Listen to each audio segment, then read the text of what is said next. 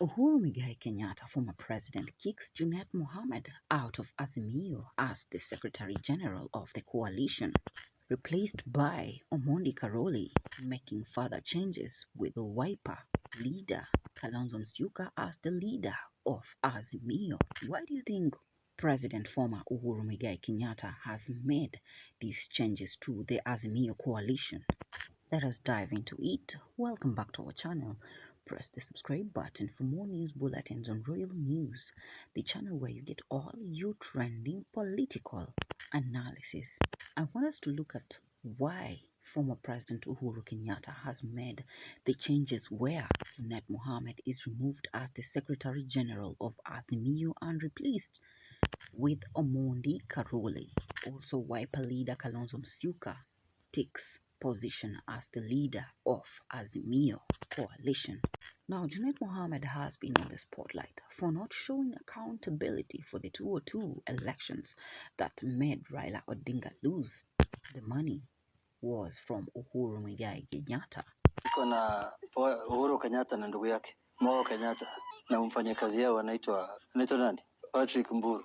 Could this have angered Uhuru Kenyatta to make the changes, replacing Junet Mohammad by Karoli Omondi? Because one, if you can't have someone who is trustworthy to create a transparent accountability for the post-elections, and insinuations are Junet took off with all that money instead of paying agents, which made Raila Odinga flop in the 2002 elections.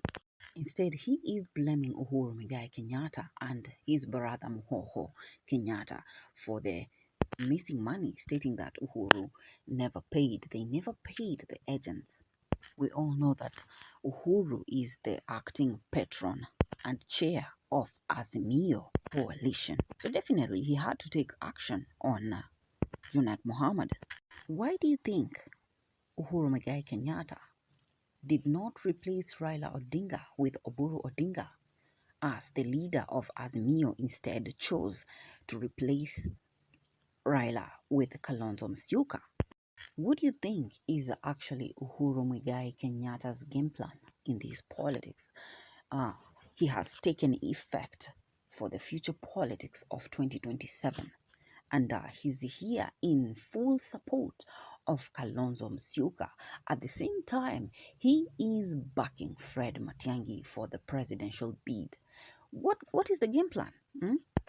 Let us look at these facts. Matiang'i is running with the Jubilee ticket. Jubilee ticket belongs to Uhuru Muigai Kenyatta, and it's going to get a strong foundation in the Gusii region because Matiang'i is looking at a 6-point strategy to get from the governors, from the MPs, women rep, MCAs, all down to getting 6 politicians under Jubilee ticket. But here we are. Jubilee is under Azimio, and Azimio coalition is going to be under the leadership of Kalonzo Musyoka. This only means that Matiang'i is under Kalonzo Musyoka, because if Kalonzo is the boss of Azimio coalition, what does that tell you? Is Matiang'i going to be Kalonzo's runmate? Or he is still going to run as the presidential candidate, flag bearer of the Gusii region?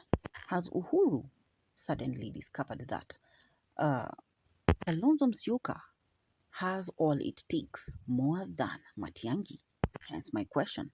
Between Fred Matiang'i and Kalonzo Musyoka, whom would you prefer to be the flag bearer of the opposition?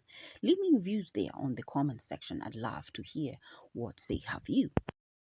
Politics is about two principles. Always support someone to get benefits in return, and whoever has the numbers definitely has the say and the largest proportion of negotiations. As Uhuru Kenyatta suddenly discovered that Fred Matiang'i doesn't have the numbers and is not equivalent to being a presidential candidate, and Musyoka has all it takes. Why so? Musyoka has a bigger advantage because Musyoka was once an ally and a die ally of Raila Amolo Odinga, and it is very easy for Musyoka to actually get the support from die-hard allies of Raila Odinga. They feel Kalonzo Musyoka stood by Raila Odinga's side and was always supportive. He gave Raila the support he needed. So it's very easy for Kalonzo Musyoka to actually convince the late Raila Odinga's diehards into supporting him. Hence the move as party leader of Azimio coalition. We are looking at Raila's die-hard allies, the Nyanza region, the Western region, and now Kalonzo Musyoka stamps authority in the Kamba nation. But the question is, can Kalonzo Musyoka successfully convince the Raila Odinga diehards like Nyanza and Western into backing him support? Remember, the Mount Kenyan region already stamps their authority behind Rigathi Gachagua, and Gachagua is supporting Kalonzo Musyoka. And Gachagua had doubts to support Fred Matiang'i because he said Matiang'i hasn't stamped authority in the Gusii region. Because the Gusii, we also have Simba Arati, who is a diehard of Raila Odinga and now in the support of the Broad-Based Alliance and also running in the ODM ticket. Remember, Gusii was also a region that was backing Raila Odinga. So definitely, it's either the Raila Odinga supporters back Simba Arati into supporting the broad-based government, and Matiang'i remains with the either half the support. Do you think Matiang'i actually has a challenge to convince the Gusii region into supporting him?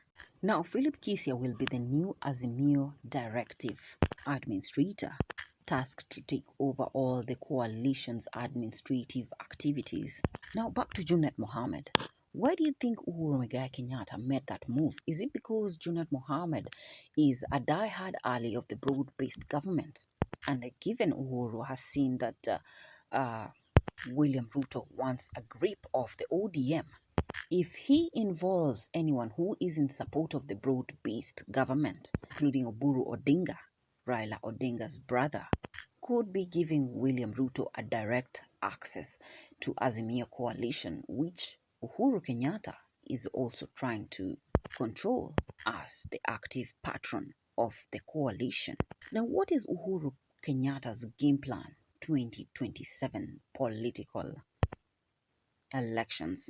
Uhuru never actually retired. He is here and back in full swing in shaping the future politics of Kenya.